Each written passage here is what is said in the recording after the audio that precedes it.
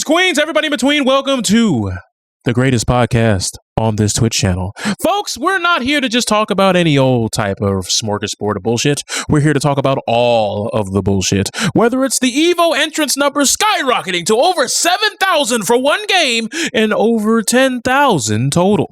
Whether we're here to talk about the writers who are giving you all of your daily dosage of AAA content at the big production boards on streaming services and cable providers alike. Or whether we're talking about the fact that while I may have this ugly lion's mane-esque beard going on, we got Big Suave, aka Big Sexy, aka the man of the hour, Subtle Fraudulence on the other side of the screen. How you doing, partner? I know you weren't ready, but are you ready now? As ready as I'll ever be, buddy. You know, because that's how it is. You know, life is a highway, and I want to ride it all night. No, don't you? Referencing life as this is a new low for us, folks. That is a new low. we swimming in the gutter, but folks, don't worry. We have things to talk about today. So as I said earlier, EVO numbers, over 7,000 people are going just for Street Fighter 6. Like, Street Fighter 6 is a game that has definitely come out and has pushed the envelope for how many eyes and how many hands are on that product. Capcom, I don't know if you know what you were doing here, if you knew that you were cooking with gasoline, or if you even knew that you had this magic lightning in a bottle thing here with this game, but people are ready. Street Fighter 6 is the current crack. I say the current crack because, folks, Mortal Kombat 1, it might sweep the nation as well. We may see even bigger numbers, not necessarily saying they're going to break 7K, but I'm talking about in terms of sales, in terms of stream numbers. These fighting games are on the come up. Now, obviously, they're no Valorant. Hell, I feel like I could dare say they're not even the Apex Legends. But what I will say is, I never thought we'd live in an era where fighting games are dragging Overwatch by the neck. Now, granted, Overwatch fumbled a lot of bags to get to that point.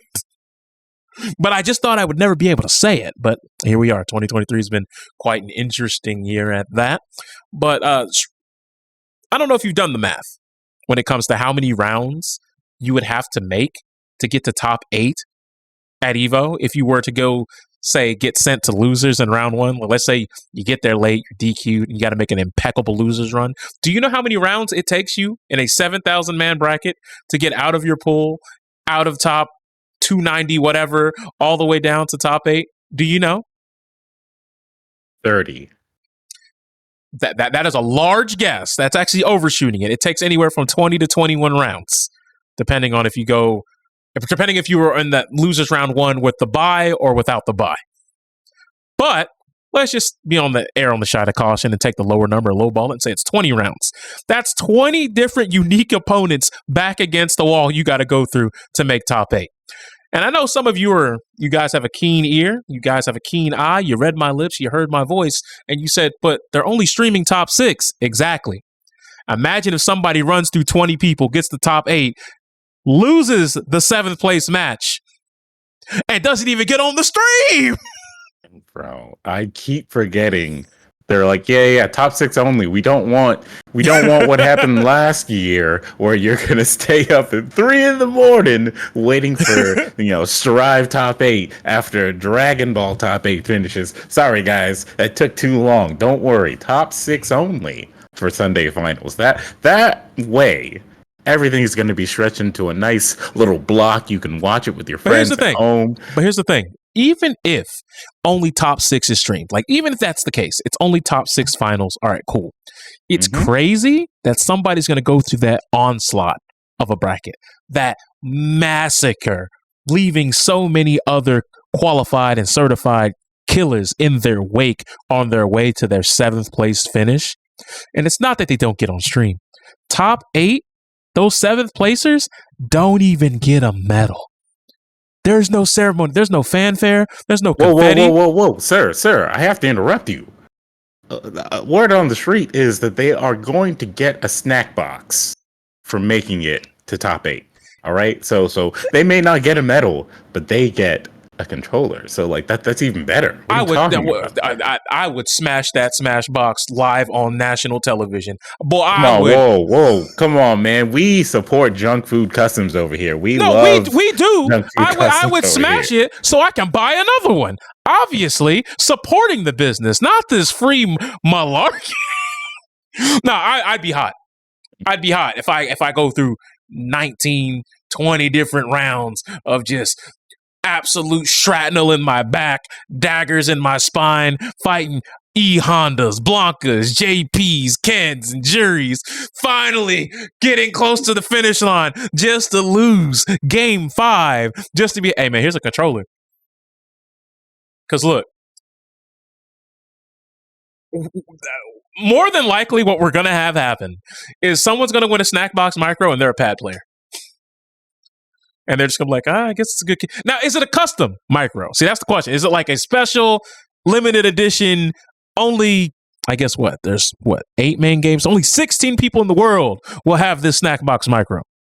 That I don't know. Or is it just a generic vanilla Snack Box Micro? Because I mean, like I said, we don't know. We probably won't see it until EVO, or unless Junk Food Arcades decides that they want to leak it out and showcase what you'd be competing for. Or the first time we might see it might be on an EVO main stage stream.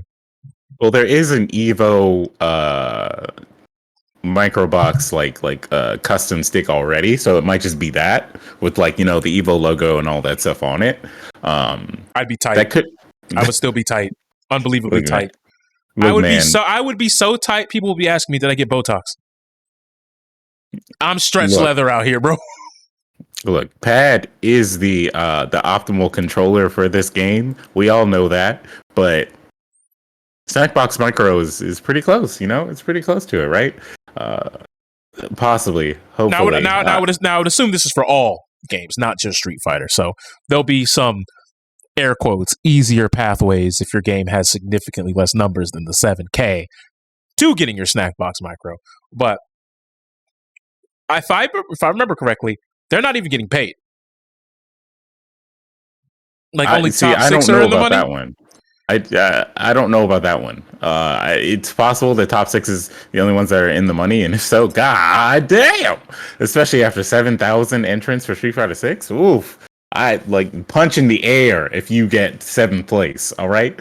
Because I don't know if you know this. Marvel 3 is one of the games that's making the Sunday finals with its entrant numbers, and because of that, it's going to be top 6 only.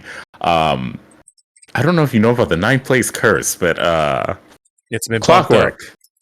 Clockwork is a player who is godlike in Marvel 3, and every EVO that he's made it to so far, he has made 9th place. He's always been 1 place short of top 8, even though he deserves that top 8 spot. And this is like probably the final year where he can redeem himself. But this time, if he makes top 8, he might not make it to the Sunday finals because he made 7th. And so people are like, if Clockwork makes 7th, he might throw his stick at someone. That kind of meme. Like, hey, maybe he'll throw his stick at someone this time or something, right? And you don't want to be the guy who went through 7K people just to make 7th place and then get told, yeah, you're not getting any money, but here's a controller. I mean, you could sell this. I mean, I guess. Look, bro, you got the bragging rights, and you're pretty good at the game.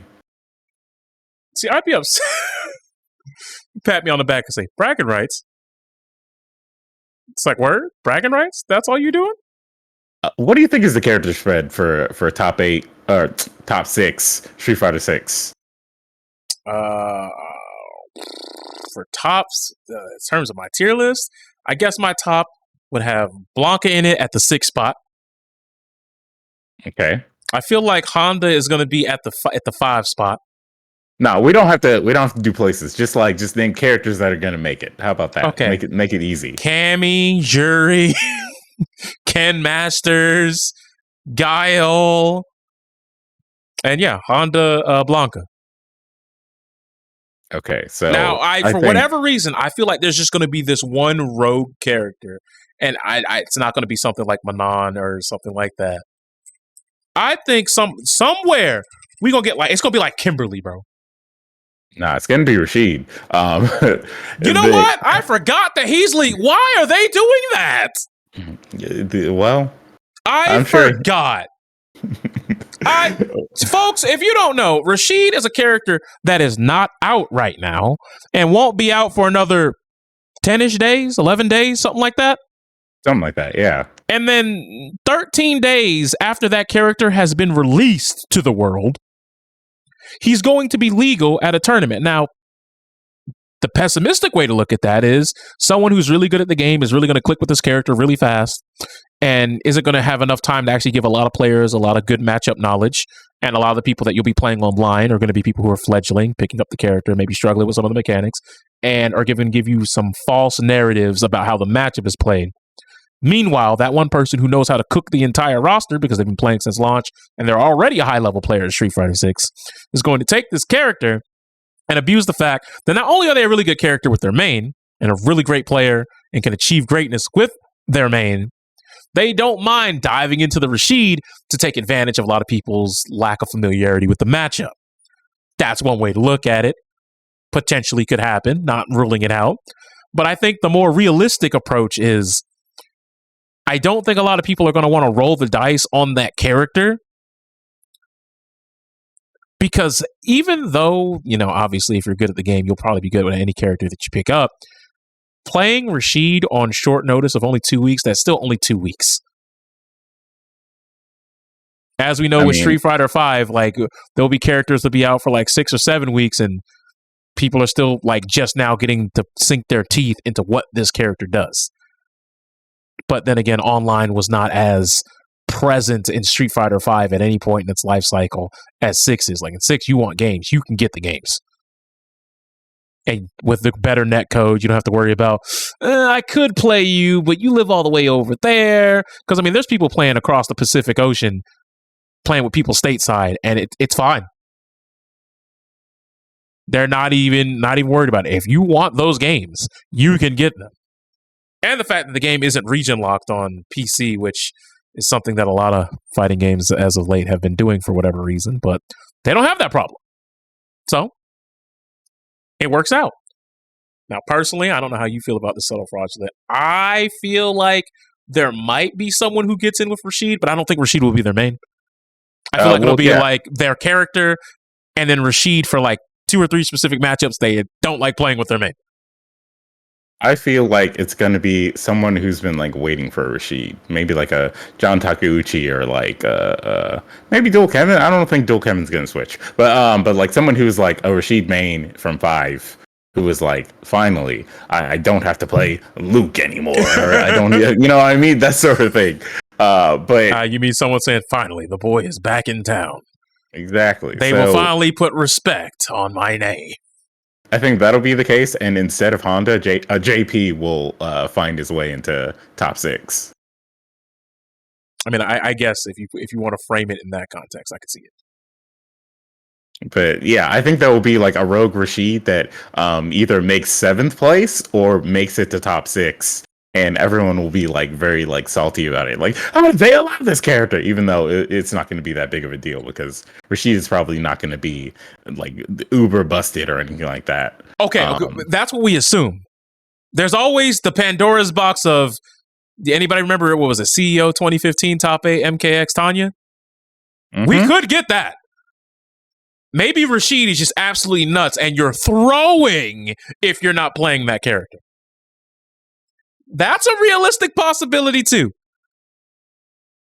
That's more of the Doom poster way to see it, but this will be the first DLC character. We haven't actually gotten a temperature check on what a DLC character is going to do for this game. Like, maybe all the DLC characters will be cracked for the first couple of months that they're out, then slowly toned down. Or maybe they'll come out and they won't really make a splash in the meta at all. And maybe they'll see buffs to, pump them up and get them up to speed with the rest of the cast. We don't know because we haven't had a DLC character yet. Much less, a character that has roots in, the predecessor Street Fighter 5. Now, what would scare me is if this wasn't Rashid and this was Aki, and we just don't know what we're getting. Because a character like that, just looking at that character's aesthetic, I'm worried about how much matchup knowledge you're really going to need to even fight her. I know it's just like, I mean, because like, let's be honest, Fang was never a good character, but if you didn't know what he was doing, you were getting cooked. I mean, that's true. But hey, you know, Street Fighter released a little clip of Rashid doing some things, and people are a little less intimidated because it seems like Rashid is a little bit slower than he used to be. So like, hey, maybe tinfoil hat here. Capcom is like, nah, it's cool. Rashid is allowed because he will not be busted. We ensured that he won't be busted when the game comes out, or when he comes out with the game. It's like, hey man, we made sure that he was not well done. He wasn't crisp. He functions, but he's not crisp. He's kind of like on that sleepy Joe Biden shtick right now. Like he present, but he not present. And maybe they'll, but like, there's many ways you can look at it, but you know, I'm hoping that we're leaning more towards your tinfoil hat of the character just looks sick. That's all it takes to sell the character. We don't need to make him top tier too. But time will tell. Otherwise, he might end up like that one character that came out in Guilty Gear. Actually, no, let's be honest. There's a lot of DLC characters that came out in Guilty Gear who ultimately were just like, I mean, I guess. Like the latest drop. What's he doing? What's that man really doing right now? Your guess is as good as mine. All right. Outside of the random combos where he looks like he's summoning Exodia, and what was that? What were the Yu-Gi-Oh XYZs? The Numerons. There you go. Where he's got the cubes coming out on the screen. Like outside of that, like I don't really see him cooking.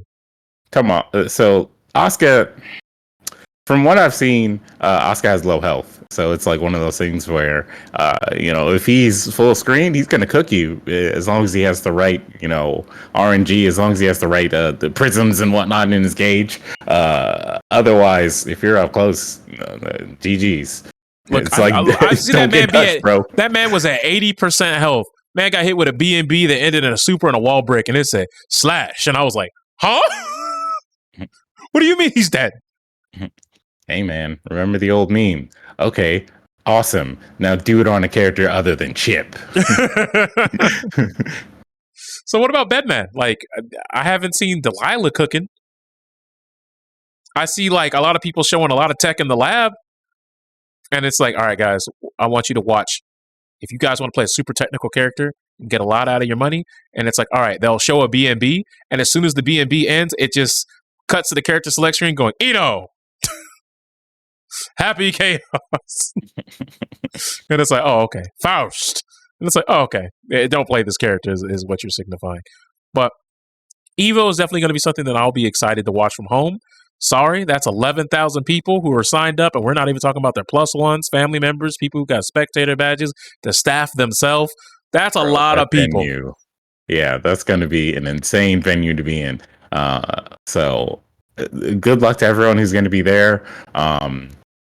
I unfortunately am not going to be there, but like I'm going to be watching from home. But like, God, because I hope nothing like nuts happens with like the amount of people who are going to be there for the tournament or there to watch or anything like that. Right? Because I know even like there are even going to be some like top streamers there. Like Lakari is entering Street Fighter 6, so that that's going to obviously bring in some people to spectate.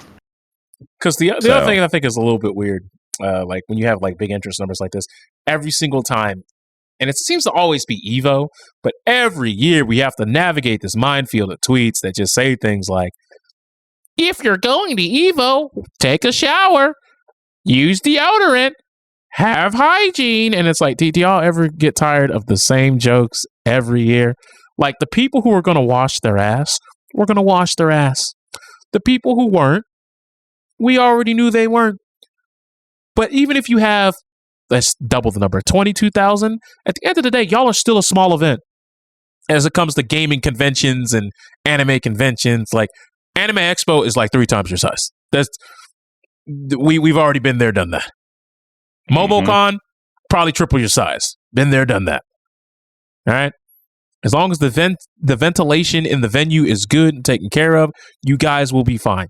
Now, obviously, you're going to have some niche cases where you're just going to walk by the Funk Man, and there's nothing you can do about that. But the Funk Man wasn't going to stop being the Funk Man because somebody with big yadas or a big ego on Twitter was like, "Hey guys, take a shower." Trust me, most of those people they're not in tune and on that frequency with that message in the first place. They're not hearing you. I don't care how much clout you have. I don't care how good you look. I don't care how much money you got in your back pocket. I don't care how many EVO championships you won. If they cared about hygiene, they'd care. But I'm sure as soon as EVO starts, someone's going to make hey guys, EVO's this week. Make sure to pack your deodorant and wash your ass. And it's going to be like, all right. I feel like it's cyclical. It's like clockwork. We can depend on it, unfortunately. But, it is what it is. When it comes to games getting entrance numbers, I know that a lot of people like to dunk on Dragon Ball FighterZ. It's like, yeah, Dragon Ball FighterZ is an old game. It's going on 6 years old. They still don't have the rollback, and they still don't have, there was a version 3.3. It's all trash. And it's like, they don't have the patch that they believe will save them. They don't have the rollback, which will increase their online numbers. And they still went up from last year's EVO count numbers. Mm-hmm. So you can't tell me Omega dead game LOL, and they went up by almost a third of the amount of players they had last year, and they still have the two biggest things that are supposed to draw people in yet to come on the horizon. Much less if we get an EVO announcement saying, and these things drop now, or God forbid they drop another season pass. Now I know some people could be like, nah, they won't do that, but remember, Dragon Ball Z, those games, for whatever reason, got like 6 to 8 seasons of season passes. I'm just saying, I'm not saying it's likely. I would even say bet against it. But I wouldn't say it's completely off the table. It's a Dragon Ball game. Nah, bro. They're gonna show up. Hello, everyone. And then they're gonna show the rollback trailer available next week, and Which is true. Beautiful. But and remember, then that's it. But remember, what was it? Season 5? Or excuse me, yeah. Dragon Ball Z Kakarot. Yeah, that game's still getting DLC. Hell, they dropped a trailer for a new DLC yesterday. Oh, never mind. I lied. Today. Yeah. Those games make money because, casual Dragon Ball fans can buy them and then put them by themselves. Oh, shit, I got to be Goku, So, oh, snap. Black Frieza? Let's go. When you look at it in terms of the FGC, Dragon Ball is not doing as well as it used to, but it's still up there. It's still a game that brought a lot of people into the scene. It's still a lot of people's first fighting game. So, that game will be fine. It'll get the rollback announcement. Maybe it'll get a new season. I doubt it. Maybe they'll announce a sequel or that they're working on something. Not Dragon Ball FighterZ 2. Look, maybe they'll just, for some reason, slip in an announcement for the Jujutsu Kaisen game instead, and be like, you see, there you go. We're making games, guys. Don't worry. Look forward to this. This is going to be fun. You're no longer trapped here anymore with Goku and Goku and Goku and Goku and Evil Goku and not Vegeta. You can now fight Sukuna and collect, what was it, the fingers? Yeah. Welcome to Jujutsu Kaisen. And it's like, all right, fine, whatever. I mean, it could happen. Once again, is it likely? Probably not. But I wonder how many different game announcements we're actually going to get. I think every game is going to get at least one kind of announcement. I mean, Tekken obviously is going to get a character trailer for Tekken 8. Mortal Kombat 1 is going to get something. Yeah, Mortal Kombat 1 will get some kind of announcement. Gameplay trailer probably. Hey. Imagine if they get nothing. Well, because MK11 is just like a corpse that's just like. Your boy Ed Boon did make a tweet today that said MK2. Confirming that Carl Urban is going to be Johnny Cage in MK2, which means that post that's going around of these are the actors who are going to be in the movie is real. And I know Carl Urban can do it, but like, why him for Johnny Cage? Maybe they're going to give us a trailer or like an announcement or something for that movie, but there is a strike looming, so probably not. But there's something that's going to be announced for MK1 for sure. It's going to be gameplay or it's going to be a character. Probably going to be like a character that we love who hasn't been like officially announced yet. Sonya trailer? God, what else? Street Fighter is going to get like maybe like an Aki trailer, or like the release date announcement or some shit like that. Because she's not supposed to come out till like winter, right? Mm-hmm. So we still got to get through summer and fall. So you're not going to be seeing her. That's what I'm saying. Out of all the 4 characters that they showed in that preview, that was the only one where I was like, I'm interested. I don't care about Ed at all. All right. Although there is one question I have about Ed. Mm-hmm. Is he on modern controls by default? How does that work? How does that? That is a very important question I'm going to need answered. Oh no. How would modern Ed work? Because for those of you who don't know, in Street Fighter V, Ed and his counterpart, not Doppelganger, but partner in crime, Falk, they basically were the precursor to how modern controls work in terms of having one button input specials and things of that nature. So I'm just wondering, like, do they just play the same, but their supers are also one button? Because if that's the case, then it's like, why would you even bother if it's the same, but, it'll be interesting to see how they get out of this. Or maybe they expand Ed's moveset because he now has more control over his psycho power, if we're to believe the Street Fighter V lore. So maybe he's got more shenanigans. Yeah, he's going to be Psycho Boxer. And that's going to confirm that Boxer is not going to show up until Season 2. Big swerve, not going to show up until Season 2. So you got to stay for the whole meat and tomatoes of that one. But I just think that EVO is going to be, a spectacle to watch.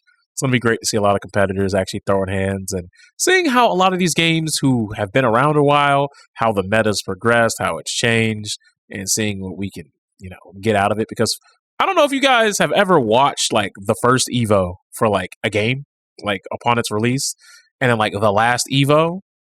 It's so different, and you would expect it to be so because players got better. There were obviously patches, things move a little bit different, but Marvel vs. Capcom has not been patched in years.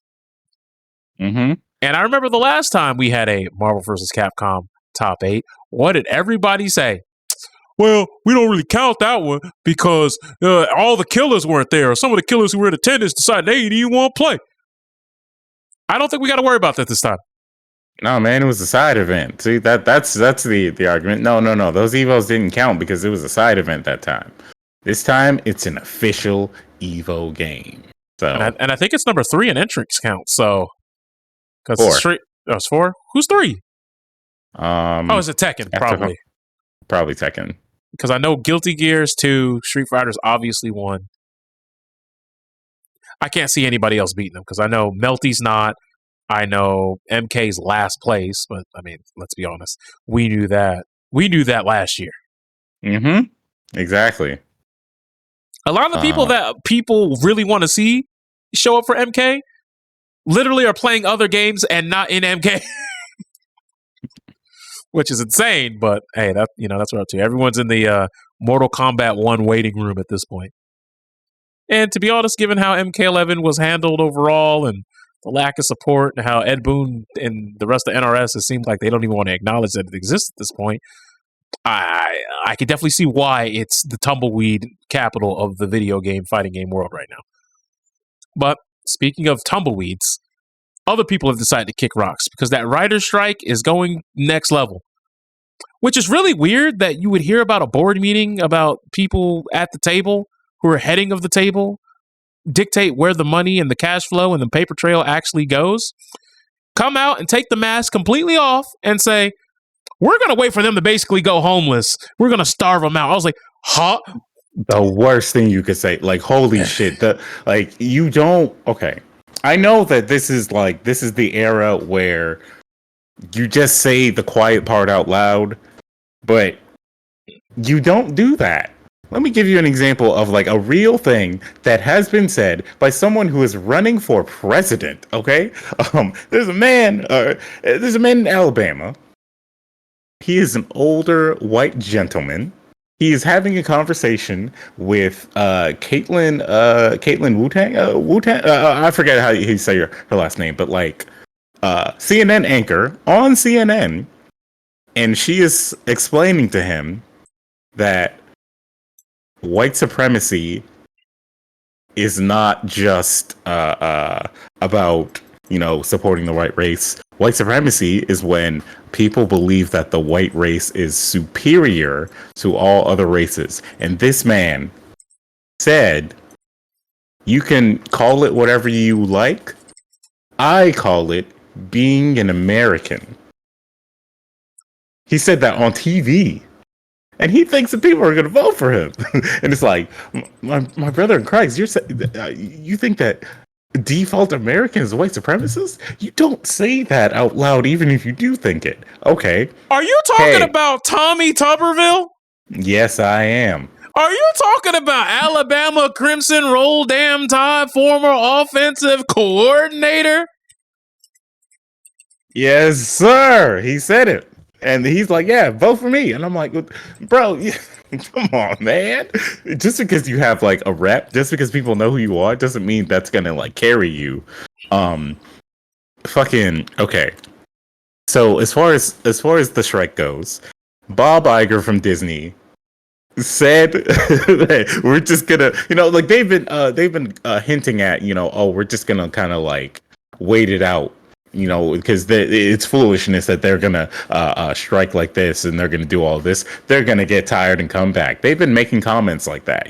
People have been making comments like that, specifically Bob Iger, and people will hear that. And of course, people who are like for the union are gonna be like that's rude. But we will press on. But this guy just came out and said, we will let them be poor because they depend on us for the money. And so then once they're poor, they're gonna come back to us. It's like, my brother in Christ, that's why they're on the strike. So of course the actors hear this and they're like, oh hell no. If they're doing that to the writers, they could do that to us. We support the writers. We're on strike too. Shut it all down. Shut it all down right now. So what is it? Emily Blunt and Cillian Murphy, I think, were like on the red carpet for Oppenheimer to promote it. They just left. They're like, nah, we're on strike also. Shut it all down. Right now. Get it all out of here. Like it's a wrap. All the things that have been delayed already are gonna be delayed further. Because of the fact that now that you can't hire WGA writers, you also have actors who are just like, yeah, I know we're doing this project or whatever, but I'm on strike. Shut it all down. I'm out of here. Like, I'll be all right. I'm going to support the people who need me. Because I saw an interview of like someone doing an interview with an actual writer who wrote for the show Woke on Hulu. Oh, Lord.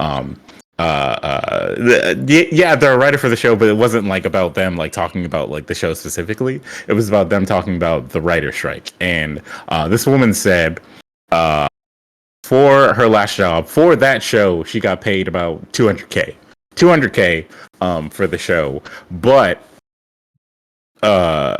a lot of writers get put in a situation where they may get paid $200K for a job, but they're put in a position where they're not allowed, they're contractually obligated to not get another job. Like they can't get any other job until the show has been approved or denied for a second season, which can take up to a year. So basically they're saying, hey, unless you're picking up like a side job or something that's not within the industry, you is it $200K? Sure, but you have to live off of it for an undetermined period of time. Yeah, like no income. And there are some jobs that you might say no to due to the fact that you're quote unquote under pseudo contract with aforementioned project. that might cause you to miss out on some really good money. Like imagine, and I'm not saying that this happened, but like imagine a show's coming out and it's like Game of Thrones. And they're like, hey, man, we want you to write. And then you got to hit them with the, hey, can't, just wrote this other thing just for it to not get approved. And then you see Game of Thrones going on for 7 or 8 seasons. You're like, man, what could have been? Mm-hmm. The bag I could have had. Because trust me, that's a cutthroat industry over there. To be fair, anything in Hollywood's cutthroat. And like, I mean, to think about it now, like the amount of time it takes for like another season of a television show to come out is at least a year, but it's now gotten up to like, you know, at least possibly like 2 years or so. So you're going to live off of $200K for 2 years? Yeah, you could do it, but eventually it's going to be a struggle because you're just paying bills. Where's the thing? A lot of these folks that are, you know, in the Writers Guild or, you know, just write in general, let's be completely honest, they out there living in LA. $200K in Georgia? Oh, I could probably live half a decade off of $200K down here. Barring inflation gets any worse. $200K, I can make it work. That's a housekeeping. LA? For some folks, depending on where you are, let's see. What do you think the average rent is in LA? Probably like $3K. So the average rent. I know I didn't see what I think I just saw. No, 4K? No. Someone said the average is $350. But this says for apartments that are 10 foot by 10 foot. And I said, box! That is a box! Where's the bathroom? That's not a home! I said, you mean I can roll over out my bed and I hit the wall? You mean to tell me I have to pay to go to prison? Like, not the solitary confinement, but the average rent is $2,700 per month. Yeah, so at the end of the day, if we talk about you don't eat nothing, you don't drink nothing, you don't go outside, you don't got an Uber, you don't pay no gas, nothing like that. Just off rip, $32,000 a year for a lot of folks. Is just to keep the lights on. Mm-hmm. And that might be rent. We may not even be talking about necessarily bills. You know, if you got a phone bill, if you're, you know, it's not a type of rent that, you know, has the amenities included. So you got to pay for the internet yourself, the water bill yourself, et cetera, if you're renting a house. Because house rental is definitely part of this as well. Not just like apartments. And you can say, everyone just get a roommate. That's cool, right? And it's not good. It's not good. Because if you want to talk about just, you know, average rent in Los Angeles, California by neighborhood, if you talk about north of Montana, that's $4,800 average rent up there. Yeah. But that's wild. That's tough. And not that tough. A lot of these people are saying, yeah, you know, we should get residuals for the stuff that we had a huge hand in. We should get residuals so that we can continue to live, because they're already putting us in a position where they're just going to dry out our fucking funds before we can do anything else. So, you're going to get kicked out of this. You ready? The average rent for a non-climate controlled storage unit that is the same 10 by 10 is $319.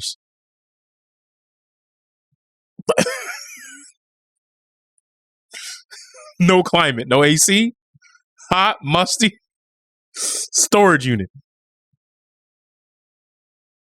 Hey, y'all really doing it big out there. All right, let's drop it down a little bit. Let's check out San Diego. What we got in San Diego? What the average rent looking like out here? What we really munching on out west? $2,900. It went up. Look, man, it's tough. All right, it's tough out here. You know what? Let's dial it back even more. Let's go San Francisco. San Fran, talk to me. $3,300. All right. How does it keep going up? Oakland. It can't. Oakland. $2,800 for Oakland. All right. Somebody give me a place right now that y'all are any interested in to see What are we looking at? NYC, bro. NYC. That's where the careers are too. True. I'm just gonna look up one more. I'm just look up Sacramento, and then we're gonna go over to New York. So Sacramento is only at 1,800. So hey, you're doing something over there.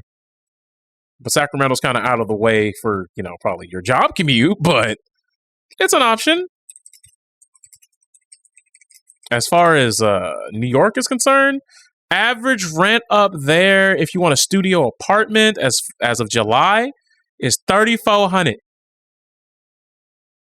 If you want a 1-bedroom, $4,100. If you want a 2-bedroom, $5,300 a month. By the way, I just want to make sure that we're aware. So if you're up there in New York and you just want a studio apartment, that's $3,400. I don't know if you know this. $3,400, that's $40,000. So that project it'll keep you there for 5 years if you just want a box. Not buying food, amenities, clothes. Hey, look, it's tough out there. I'd hate to see it, but that's the life some people are unfortunately living. Especially knowing that, like, what if it doesn't get renewed for a second season? Now, because when you're a writer, it's not like you necessarily reach out and touch other people, go, hey, man, hey, let me just go ahead and talk to you real quick about writing this thing you want. Unless you're creating your own, unique IP with your own spin and you want to pitch it. But with pitch, that comes with its own cavalcade of risks in and of itself. And now you're sitting on maybes, hopes, and dreams. Now your job becomes, I would even argue, less stable than that of a content creator. Because as long as a content creator doesn't go down the route of a Tommy Tupperville or something like that, I don't think they're just going to lose all their income like that, lickety split. Because, hey, man, people have been canceled because they just can't shut up. Shutting up is free, by the way. You don't have to nuke yourself. Don't know why you'd go sunbathing in a microwave, but some people have chosen that to be a relatively often good place to retire. I don't know why. Let's be real here. Do you know how rich you have to be to say the things that Bob Iger just said casually? Like, yeah, that's what they're gonna do. And also, apparently, what's going around is that they made an offer to SAG before their meeting that's apparently happening at some point today. And the offer was, we'll use AI and the likeness of an actor, like a background actor, for our projects. If you guys don't, side with us, and it's like, my brother in Christ, you are threatening to replace them with AI when that is also the reason why they are on strike. Like, did you read the wrong papers or something? Like, what's going on here? No, it's like, hey, yeah, what am I supposed to say? Oh. And then you read what they're mad about, and it's like, oh, well, then if we just do these things, then they'll come back, right? No, because look, I was telling you, man, it's like if they made Mortal Kombat, like the next Mortal Kombat movie with AI, like you would think that, oh, it can't get worse than the first one, but it's like Cole Young is actually Liu Kang's father. What? What are you talking about? All of a sudden, Cole Young starts transmogrifying into an Asian man, and he's just like, ah, yes. I was the one who abandoned you because I am a time traveler from future. Look. Have you seen what AI writes? Have you seen it? Because at that point, if you don't have writers in the house, who are you getting to curate and check what the AI is writing? Do you think we're saving society from Gladiator 2? Because I got to tell you, that was a bad idea in the first place. And I've been reminded that is a thing that they're seriously going with today. I didn't know that was a thing. I'm not gonna lie to you. That is one of the projects that's being put on hold. See, it was in tandem with Mortal Kombat 2. They said Gladiator 2 and Mortal Kombat 2 have been delayed. I'm sorry. Is this So how does that work? Like a joke? How? No, how does that even work? How are we doing this? From what I recall, originally the idea was going to be something related to Russell Crowe's character from the first Gladiator being in the afterlife, and it being like years later. I believe he had a son, and it like taking place when his son He's going to be watching over his son. Look, man, your guess is as good as mine. I'm sure the AI would write something better than whatever they were going to write, because like when you have to dig up an old movie like that and say we're going to make a sequel to this that was not deserved, like. So what's crazy is I'm looking who's quote unquote been confirmed and rumored for this movie, and I'm just like, obviously we know we got Pedro Pascal in the building. We obviously have Ridley Scott, I believe is directing it. Yep. And then we have Digimon Honsu. He's one of the rumored people. One of the people that's allegedly confirmed is Denzel Washington. And I'm like, the fuck is going on in Gladiator Land? Yeah, like that sounds like a mess of a movie. Mind you, Ridley Scott is currently like his estate is currently promoting a Napoleon movie with oh my god, what was his name? Bo's Not Afraid. I know what you're talking about. Joaquin Phoenix. You're talking about All About Napoleon, right? Yeah. Yeah, that is so. I don't know. Ridley Scott, I feel like he just gets stuff that comes across his paper. He'd be like, "Yeah, I could write it. I could direct it. Let's go. Let's rock. Let's cook." Well, Ridley Scott is also the guy that said that his last movie, the one about the knight who like sexually assaulted the other guy's wife or something like that. That movie, the reason why that movie was not doing, that The Last Duel did not do well because everyone's too busy watching movies on their phones, and it's like, yeah, I do remember that, but it's just like, bro, it's like, okay, they're watching movies on their phones. They didn't watch yours though. Yeah, like, they could still watch yours. It's like I don't know where they would watch it would matter, because I mean, you say no one watched The Last Duel because they're always on their phones. It's like, bro, Medieval Times is still a chain and they're still doing business.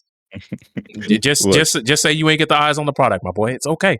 It's one of the main reasons we're having this strike is happening in the first place is because all of these owners, all of these companies are not updating their policies with the technology. Streaming is very important now. We were at home for like an entire year and a half. And we found out they could just put the movies on the streaming service so we could just watch them at home. And so a bunch of people were like, now I don't have to go to a movie theater. I can watch this at home with my friends. Hell, I could rent this and watch it several times during a certain time period. That's pretty nice. Let me tell you the greatest thing about the pandemic. The single greatest thing about the pandemic, okay? Outside of, the real stuff like not having to drive, working from home, all that stuff. The real shining star, the real hero was the fact that I could turn on HBO Max and I could have watched The Matrix 4. Because if I had to pay to go see that in the theater, I'd have been hot. Yeah. I've been an Omega mad. You would have thought I was dark side because I'd had Omega beams. Everybody cooked. What we got existed only to avoid it being created by an AI. All right, so instead of the Matrix written by the Matrix, that'd have been crazy. Exactly. So first off, sometimes it's very good for your movie to go to streaming because not all the movies are going to be worth seeing in theaters, and some movies are going to get seen because they're on a streaming service. You know what movie would have been? You know what movie would have been great if it came out on a streaming service? What? The Monster Hunter movie. People went to theaters to see that, man. That's tough. Hey, it came out on Amazon shortly after, right? So yeah, but that's only because they realized. But for example, the new Jennifer Lawrence movie, No Hard Feelings. That movie looks pretty good. It looks like it's worth seeing in theaters. But for the majority of people, that type of movie, the typical comedy movie like that, doesn't do too well in theaters anymore. I can give you good proof of that. if you want to like the suspenseful thrillers that look like they could be a thing, unless you got like some huge name in your movie or you got like somebody who's real hot right now being someone who's directing it, like if Get Out was just written by Johnny Two Shoes or something like that, I don't think it would have had the same mass appeal because a lot of people were rooting for Jordan Peele to really cook. But I'll give you a perfect example. There was a movie that I remember seeing 3 different trailers for, and I don't even remember the name of the movie. I don't even know if the movie ever came out. I'm sure it did. There was a movie that the premise was, it was these 2 people who looked like they were a couple and they were happy, and the dude starts getting abusive, and the woman's like, I'm not taking this anymore. I'm tired of being normal like the rest of you robots. And like everybody lives in like the same community, but it's all the same house. And when she got mad, like the husband's like, no, shh. Like it's like they were gonna get the gas because they weren't a perfect couple anymore. Do you remember this? You talking about Bavaria? Is that what it's called? All right, hold on. If I Did look it have it up, did it have Jesse Eisenberg in it? I do not think so. No, it was. Wait. I don't think it was this. No, it was not this. The Florence Pugh movie, right? Don't worry, darling. I think that sounds familiar. Harry Styles was in it. Yeah, I think this is it. So did this come out? Does this exist? That movie came out, and the twist is trash. That movie. Okay, so it did have a twist. Okay, it disappointed. Like it disappointed, man. All right, so how bad was it? Wait, no. Don't Worry, Darling was the plane crash movie. No. Yeah. Nah. Like they follow a plane crash to the middle of the desert, right? No. That was the like Stepford Wives type of movie. Where like Florence Pugh is trying to figure out, she's just like, why are we all acting like happy housewives and whatnot? What's going on here? It seems like something's amiss. This is very strange. This is it. Yeah. The twist in that movie was that it was actually a virtual reality, simulated universe created by incels.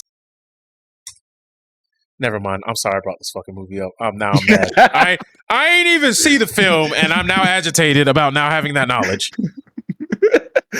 The incel algorithm, really? That's what they're coming up with? All right, man. Do you remember the episode of Black Mirror where the guy worked for like the like, I don't know, it was like a gaming company or something, and then he had his own virtual reality session that he did where he was the captain of like a Starfleet crew, and like the new girl, like he basically copied her DNA and made like a copy of her in that like fake universe that he would play in, and he was basically God. Same concept. All right. Well, hey, once again, they can green eggs in heaven. I'm now upset now that I know that. That movie came out. It came on streaming, and it didn't do well because when it came out in theaters, people were like, "This was a dog shit twist," and everybody else watched the movie on streaming, and they're like, "Yeah, that was." I'm glad I didn't go to the theaters to see that because it was not like, it had a lot of hype because there was a drama with Olivia Wilde, who like directed the movie and was in it. There was like a whole thing with her and Harry Styles dating, and like Jason Sudeikis was mixed in there a little bit because I think she got her divorce papers at like a festival where she was like promoting the movie or some shit like that.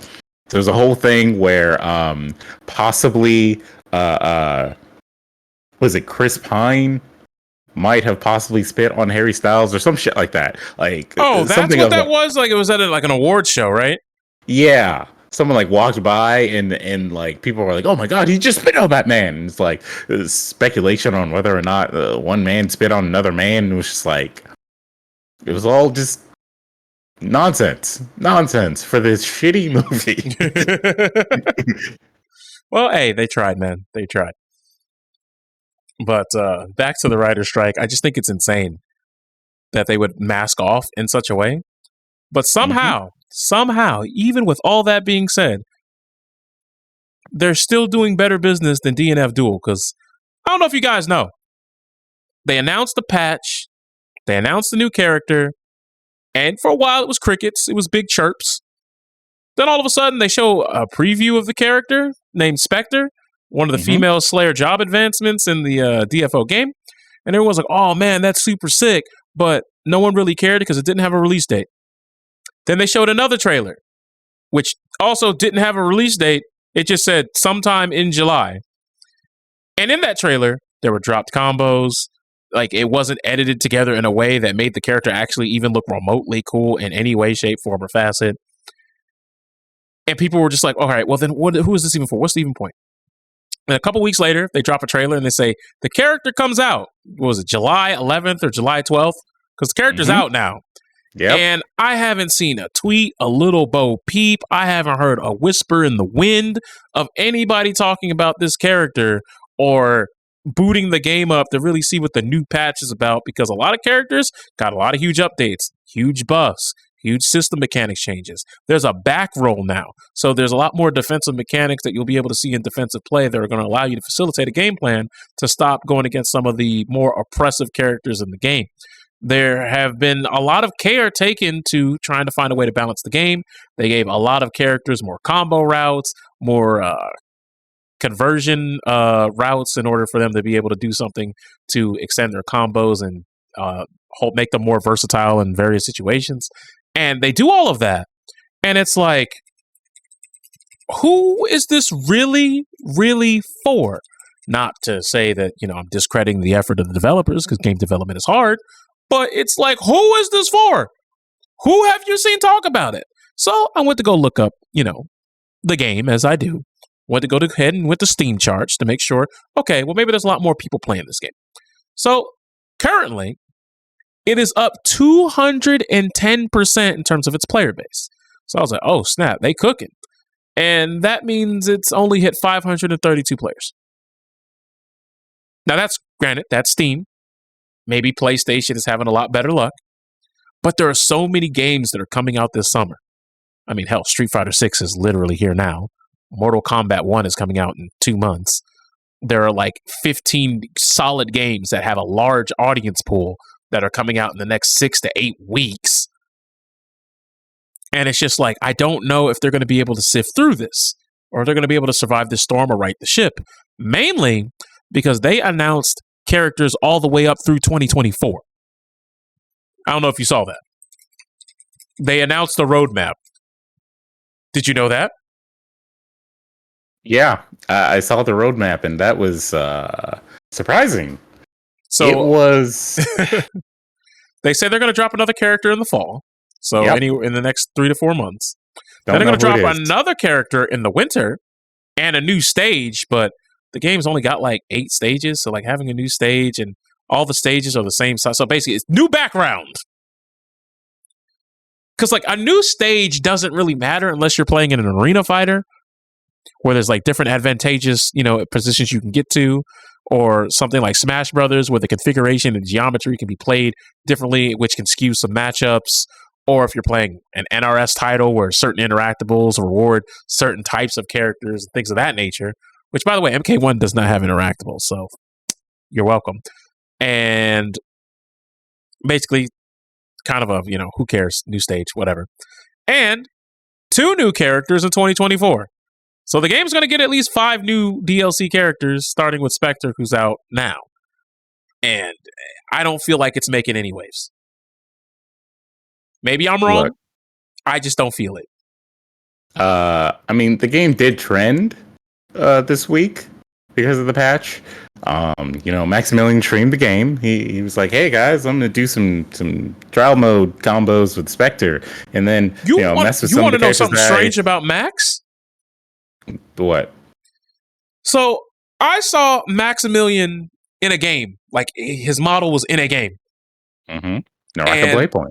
Yeah, and I was talking about, because I remember I was playing Naraka Blade Point like at launch. Well, hell, during the first alpha, the second beta, the first beta, and at launch. And I played that game for several months. It's a pretty fun game, but obviously the player base was getting a little bit upset because there was definitely some Chinese player privilege And what I mean by that isn't, oh, it's racist. No, what I'm talking about is Chinese players can log into any server. They're not region locked. Everybody else can join any other region. But if you try to join the Chinese region, it not only does it ping check you, so if your ping's too high, you can't get in. It also requires you to have, I believe, a Chinese social security number. So, good luck with that. So good luck with that part. And number 3, if you have a VPN, you're cooked. They're not letting you in. So all of their games, have a high level of competitive integrity. But the way they handle their servers are the connections are server side, but a lot of their servers aren't internationally placed, which means Chinese players would hop into your game. And on your screen, it looks like they're lagging. They're teleporting. They're doing all types of stuff. But on them, you're just not moving. They're just walking up, whack, whack, whack, bread and butter combo, and you're just dying. So a lot of, the Western audience decided they didn't want to play the game anymore because they were tired of people running around with names they couldn't pronounce, basically hitting them with infinite combos that they couldn't even react to because they're just teleporting. And it's not hacking. That's just the way the game handles latency, unfortunately. Now, did they change it? Who knows? But another reason why the game wasn't really that popular in the West is because the entire marketing strategy of Naraka Bladepoint was completely based off of what a free-to-play model game would be, but you had to put down, what was it, $29.99 to play the game? The game wasn't free. Mm-hmm. Like, you had to pay money. There had to be a little bit of a skin investment. Yeah, now, but that's apparently going to change. Apparently next week it is going to hit the free-to-play business model, but I don't know if it's too late. Like, if it launched like that, I'm sure a lot of people would be like, it's a free-to-play game. Who cares, man? We'll play. I mean, look at Apex Legends. That game went through the ringer for, like, the first 6-7 months it was out. But I believe Naraka Bladepoint's been out for, like, what, a year now? At least. Like, at least? No, it launched August 2021. So, yeah, we're going on 2 years. Now, granted, if you download it now, you get the 2nd year anniversary, and there's a lot of bonuses that go with that. So if you want to try it out, hey, do it. Be my guest. I might try it out because, I ain't played it in a while. They added like 5 new characters, which you do have to pay for, by the way. I just want to make sure that we are 100% in line with that. Even if you had bought the game to play it, the characters still came out, not in like a season pass, not in a pack, but you had to buy them individually. And then, there's a lot that you could argue about the negative ins and outs of the business practices behind that game. But, once again, here's what it is. Damned if you do, damned if you don't. But I just think it's really weird that, like, they're trying to get this Western resurgence, but they went to the right guy. They went to the right guy with Max. And the reason why I'm bringing this up and why I'm bringing this point home is I heard more about the Naraka Bladepoint crossover with Max than I did about Max trying to, test out DNF Duel. Look, man, there was a bounty obviously posted somewhere where you could get some kind of like ad money for playing some DNF Duel, as was done with Street Fighter 6, and Max took the call. All right, he answer the call.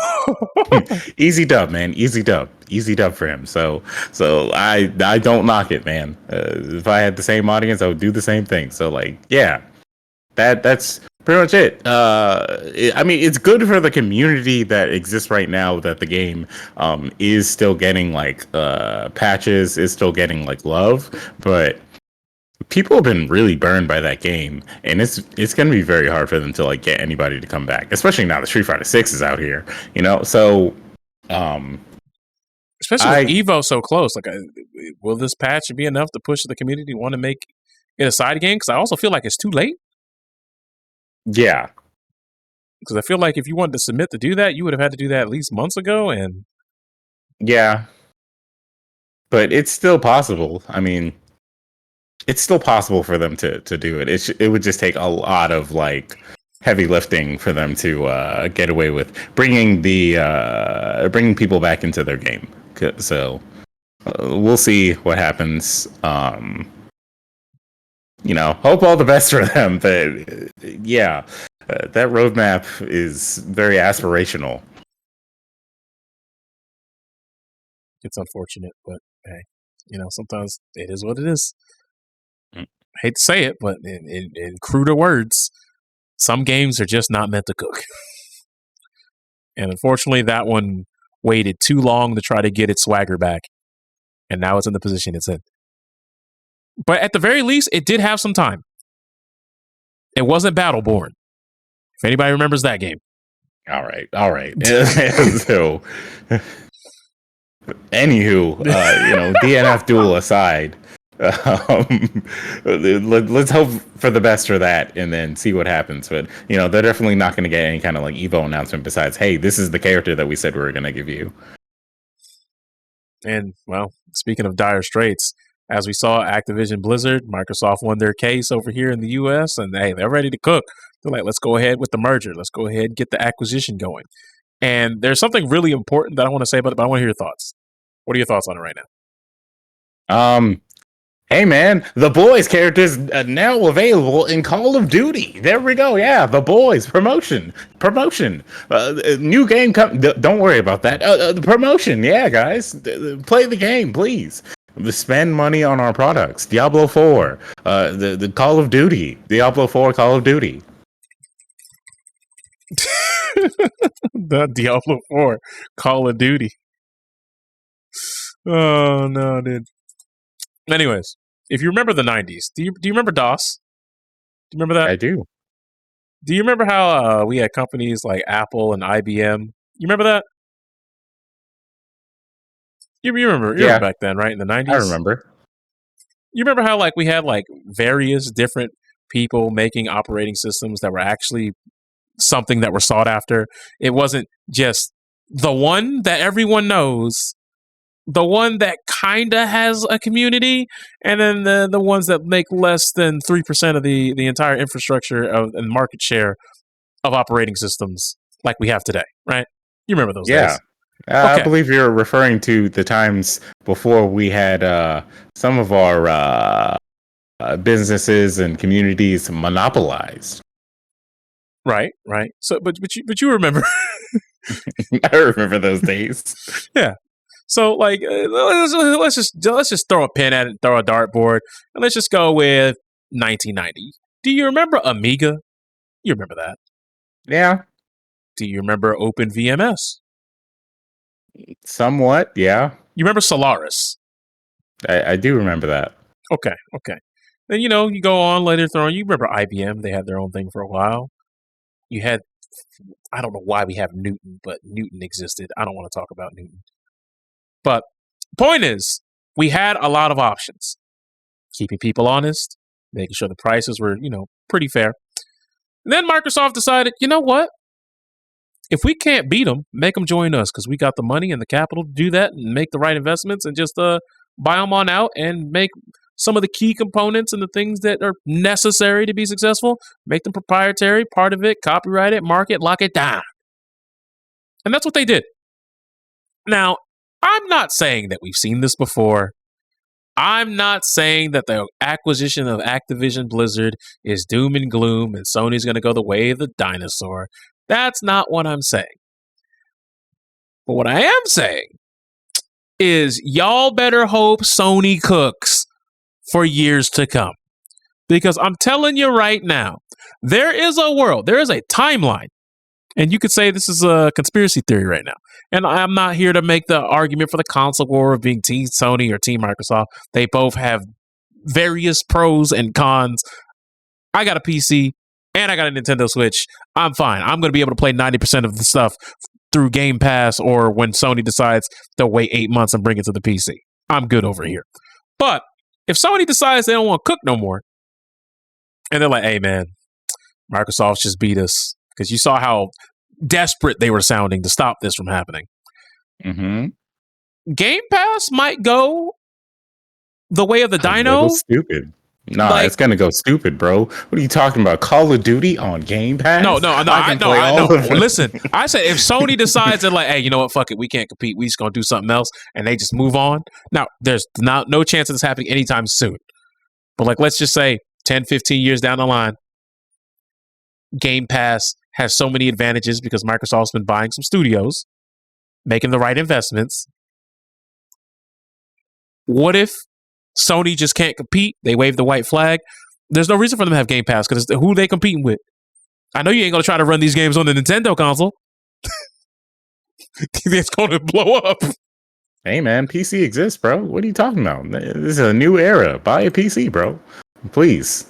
Yes, do it. Save yourself. And yes, Microsoft will be happy with that too because they own Windows. They don't care about that. Hey, go on, buy a PC. Yes, sirski. At the end of the day, they still got you. They still got you on the platform. And okay, you didn't buy an Xbox. You have a PC. You still bought Game Pass. Word up. And that's why I think Game Pass is going to really excel at its value, especially right now, because they raised the price very recently, by the way. Because I'm not saying that this is what they're going to do, but I want you to listen of how big of a deal this is. Because a lot of people say, but nothing changes for Sony. No, something definitely changes for people who have a PlayStation. As of right now, if you wanted to play a game, I don't know why you would want to play this one, but if you want to play Overwatch, you want to play Diablo 4, you want to play Warcraft, if you have a Sony platform console, if, barring Warcraft, you wanted to, I don't know, play those games, you'd have to have the same monetary investment as the Xbox folks. If I wanted to pay $70 for a new game, you would also have to pay $70 for a new game if it's a multi-platform game. With Activision Blizzard being under the Microsoft banner, imagine you have Game Pass Ultimate and you don't even have to worry about going through the headache of pre-ordering any Call of Duty ever again if you're a Call of Duty head. You just get it day one every year because you got Game Pass. It's just unlocked.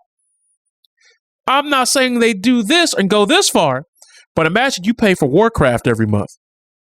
But you got Game Pass. You locked in. You ain't even got to worry. It's in the subscription. Hell, what, you want to play Overwatch? Do you not want to play over 600 games in order to unlock all the new characters for the first 8 seasons? Hey, buy Game Pass, bro. Game Pass insta unlock all the heroes. And trust me, there is some history there. Because if you buy the Game Pass and have Valorant via the Game Pass, you unlock all the operators. You don't have to buy them. It's part of the Game Pass experience, baby. We haven't even talked about all the games people actually want to go out and play. Microsoft having a lot of money in the budget. Once again, a lot of spare capital. They can throw stuff, and if it doesn't work out, it just doesn't work out, but they got the money for it. Activision Blizzard has dozens of IPs. They just ain't been using a lot of them, but they have dozens of IPs that they can go ahead, dust off, clean the knickknacks, and put them back into play. Will Microsoft do that? We don't know, but this acquisition is huge. Because, as we've seen, Microsoft and their first-party games and the studios they have cooking for them are not. They are, in fact, not cooking for them. They are making some slop jalop in the kitchen. And a lot of the Xbox and Microsoft fans, they've been starving for a while.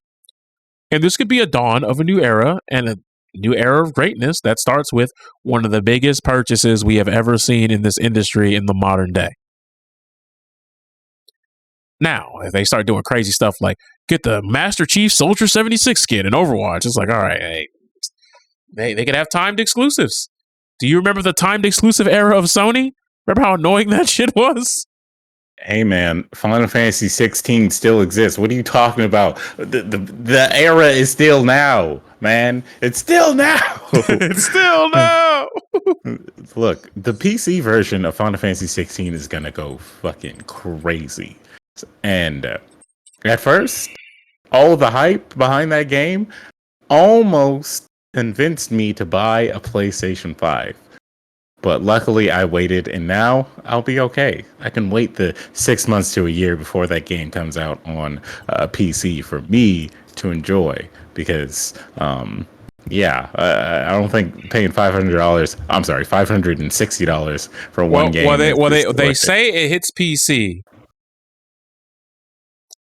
Sunday, December 31st, 2023. I don't think it's going to be on a Sunday. That's what the trailer said. But it's like, I feel like that's placeholder date because it's not going to be this year. Exactly. I don't believe that. Also, who releases a game on a Sunday? That's just... Yeah, exactly. That would be very weird. It's not going to happen. But the fact that they even put that in tells me 2024 will be the year. And if that's the case, we're really not missing too much. You know what? Now that I think about delays, thanks to this strike that's going on for the actors and the writers guilds now, the next Avengers movie is not coming out until 2030.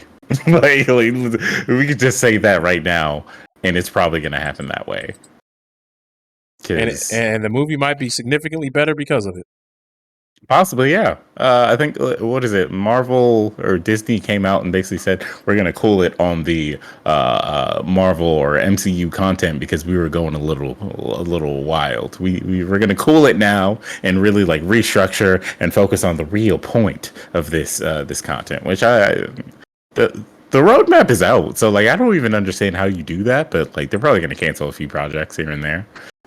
Maybe Agatha Harkness's project is going to get canceled. Probably not, but maybe some of those extra shows and things like Echo are just going to get canceled because like we're so far removed that we don't need it. Mm-hmm. And you could just introduce those characters in like some sort of like collaborative like project instead, like you've already done anyways. I don't know. Look, man, it's hard out here. Like, all we're trying to do is like enjoy this content.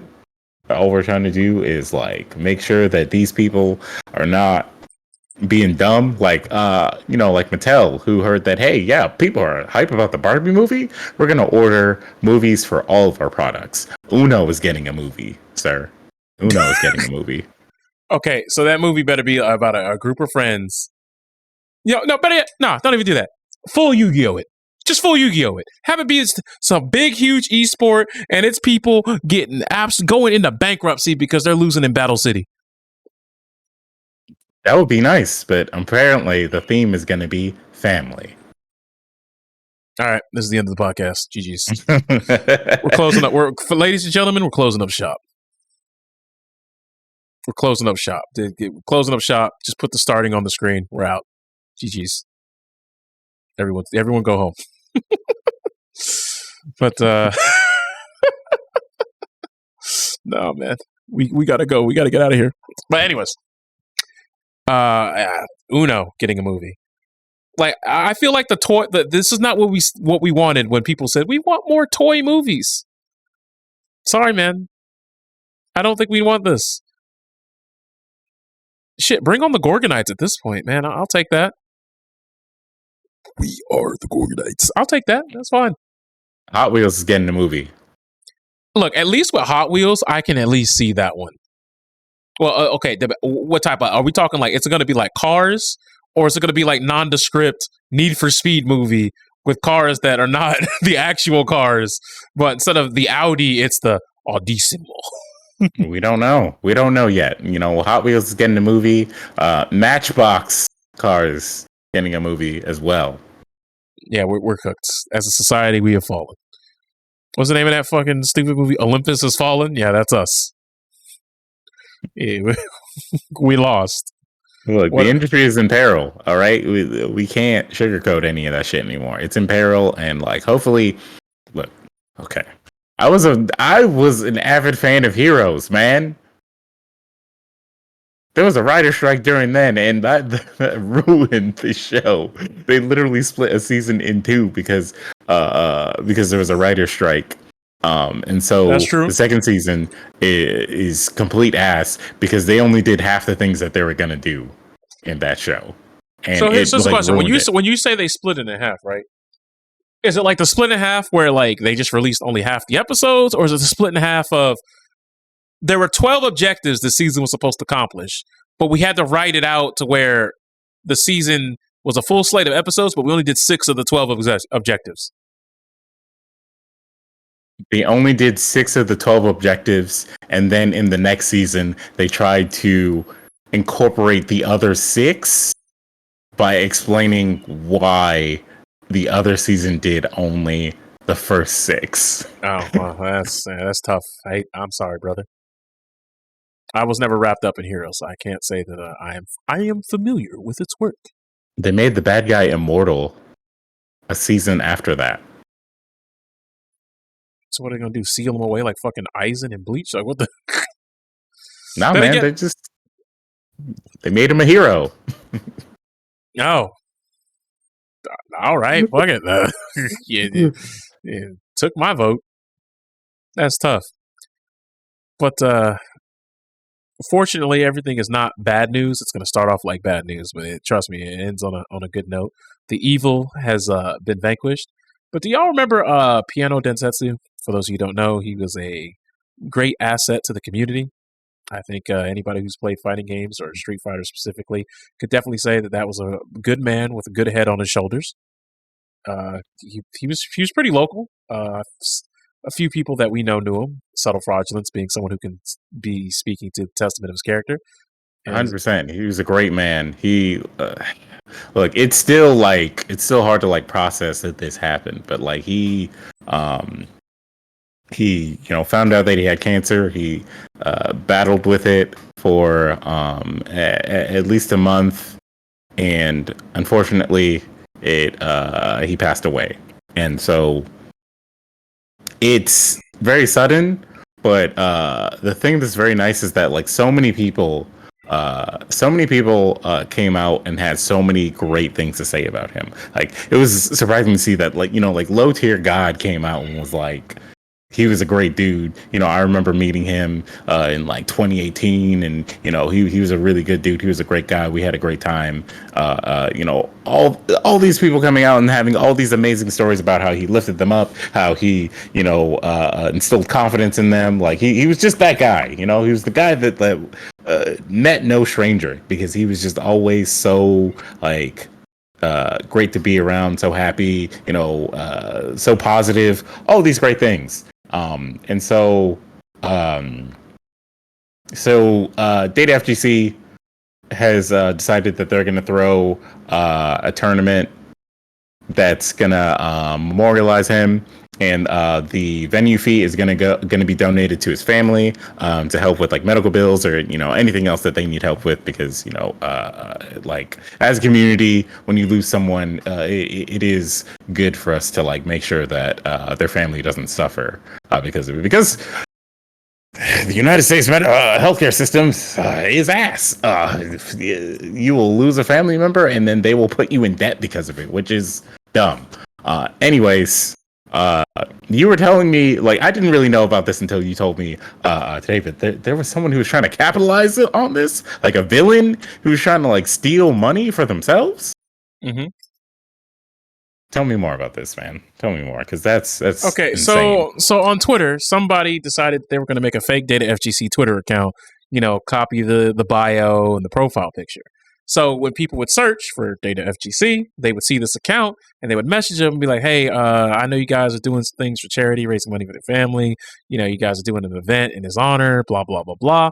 And the dude who made the fake account was like, "Hey, bro, my PayPal is this," with the intention of just literally stealing the money from the cause by taking advantage of the fact that, it's not like Data FGC is a verified Twitter account or anything like that.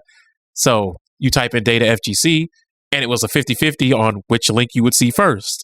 Would it be the one that is right there, that is, homegrown, the actual source, the people where your money can be taken and trusted, or some dude who just has a PayPal account who's just taking your money and taking you on a ride? And unfortunately, I don't know how many people were victimized by this, but how much of a sack of shit do you have to be to try to take and usurp money from people who are donating to somebody who died from stage 4 cancer for funeral costs and in remembrance and in memoriam and whatnot? Like, why? What are you doing? Trying to take somebody's entrance fee for a tournament that's going to, a better cause and stuff. Like, wait, how much of an asshat do you have to be to think that was a good fucking idea? Now, since then, the account's been removed, it's been taken down, it's been handled, but just the fact that somebody would do that it's unnerving. it's definitely something that definitely like you just kind of tilt the head and go, come on, bro. Like what are we doing? It's definitely some anon coward too, because like hell, it'll probably be someone who shows up to that venue that day. He say, "Hey, just gonna hit you with the man. That was crazy, right?" The boldness of someone to do something like that. Like, what the fuck? And it's just like, I don't know, like, but also it's another lesson. If you are someone who's not afraid, who has the means to go to the doctor, but you're afraid of what they might tell you, hey, that it might just be time for you to go to the doctor. Because sometimes you be thinking you invincible, you just be chilling, you ain't worried about nothing. Then one day it's too late, and it's like, well, damn, if you would have came here and got your yearly checkup, we could probably detect this 2 or 3 years ago, and you'd be straight. But now it's gonna cost you either everything in your account, or it's about time for you to be picking a nice suit for your box.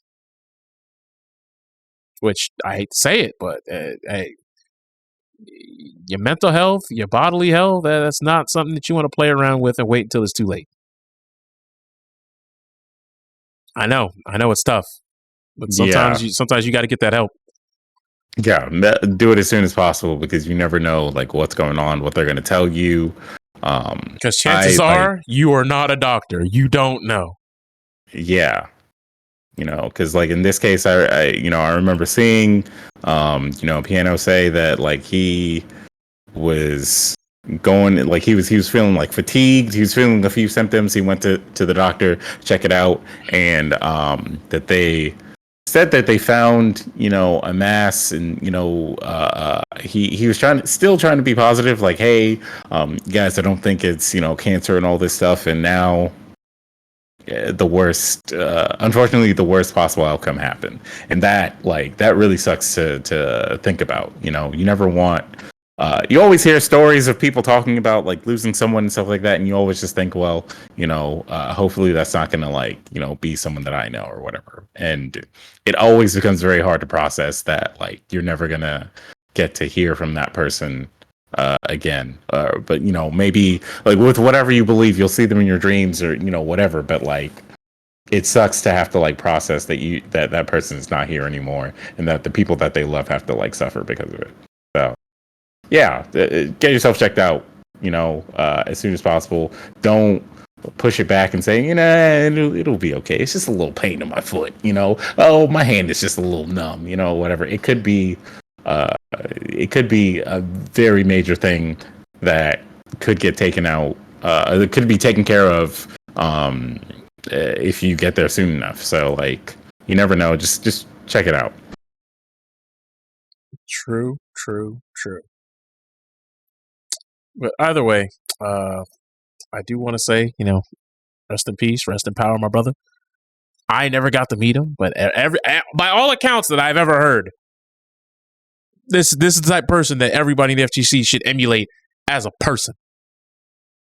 Yeah, you know what I mean, so shout out to like just be a beacon of light in the community. Just be a nice person. Just be nice to the people that you meet. Make sure that you support when you can, and just be a good presence. That's all. That's all you really need to do. Don't be a dickhead, really. And if you're in Georgia, if you're willing to travel to Georgia, whatever it is, come through to the tournament. Donate. I believe there's like a GoFundMe link that's going around as well. Donate if you want to show up to the tournament, support. See all the people who knew him, and like just have a fun time, because that's really what it's going to be about. It's going to be about like having fun and remembering the good times with Denson. So like do it. Don't be afraid. I'm sure everyone will welcome you with open arms, even if you've never been to like a Georgia tournament, a Street Fighter tournament, whatever. Just show up and have fun. It's for a good cause. Yeah. A little bit of a somber note to go out on, but it needed to be said. Yeah, it's important, so just don't like Writers Guild the whole thing and just be like, hey, well, you know what, they could just be poor, they could become poor. I want to sit here with my monies, me and my money are gonna be fine. Like, don't be that guy. Even if you have the chance to do it, don't be that guy. But that's going to do it for this week's edition of the Clout.WAV podcast. If you missed it or you came in on the back end, don't worry. The YouTube will have a place for you. Should be uploaded probably by Saturday. They should be able to, well, knock on wood, because Twitch and its processing is not necessarily the best. Worst case scenario, I'll just have to download it, edit it, and put it back up myself. But I'm not here to bore you with the details. We will catch you guys next time. Y'all be safe, be courteous. And on that note, unless you got anything else to say, we're out. No, that's it. We're out. All right. GG's. Woo. GG's.